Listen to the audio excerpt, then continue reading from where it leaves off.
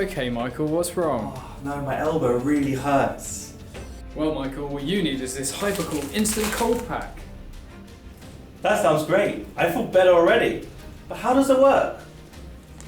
Well, all you have to do is locate the inner pouch and squeeze.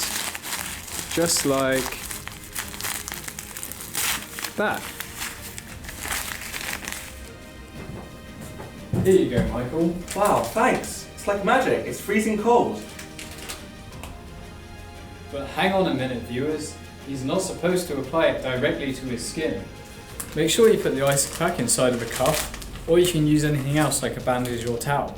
The important thing is the pack shouldn't directly contact your skin, as this poses a danger of frostbite. This is great. If only I could use it again and again. Well, Michael, it's funny you should say that, because it turns out I have just what you're looking for. For cold use, simply put your reusable hot and cold pack in a fridge or freezer. For hot use, either submerge the pack in hot water under 80 degrees C for 10 minutes, or place in a microwaveable bowl and fill with water until covered, just like this.